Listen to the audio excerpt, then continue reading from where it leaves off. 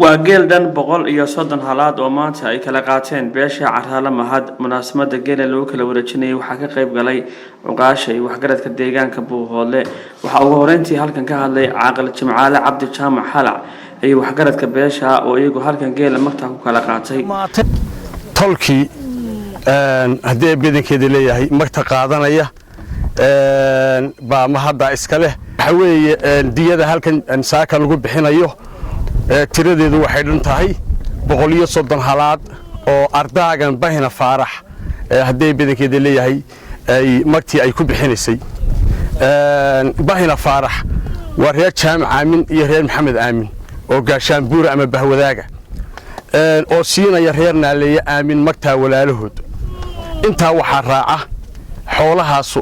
waa 96 qaalmood 91 qaalmood 30 iyo laba awr iyo 7 halaad oo curad ah iyo xoolaha intii kale oo iyana la bixiyay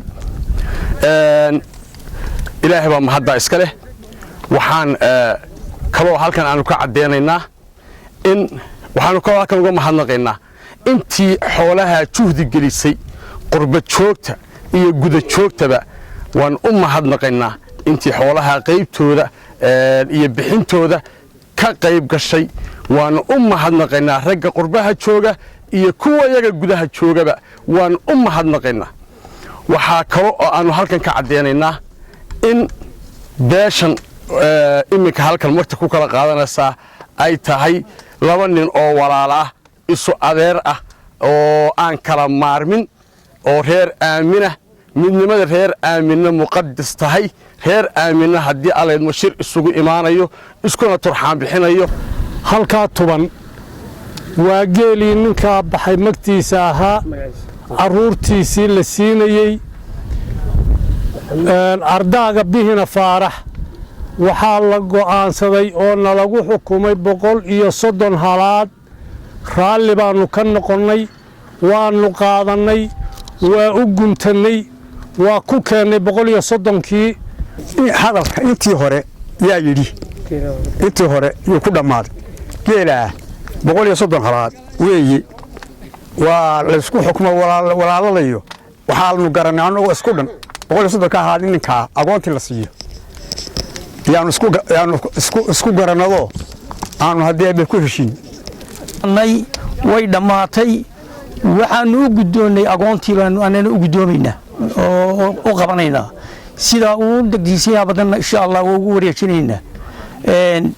idinkana yaabalba ay waxaad mahad baad leedihiin 130 ka ma leeyahay wax kuma leh Carraalena wax kuma leh agoontii baa leh waxaana u qabanaya adeeradood yaa u qabanaya waxa weeye shayba wixii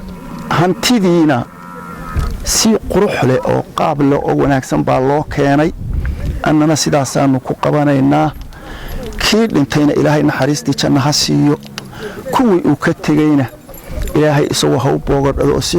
si khayr qabta ha u koriyo dadka ehelka ah ee agoonta ah qaadanaya sidii odayaasha hore ugu duceeyeen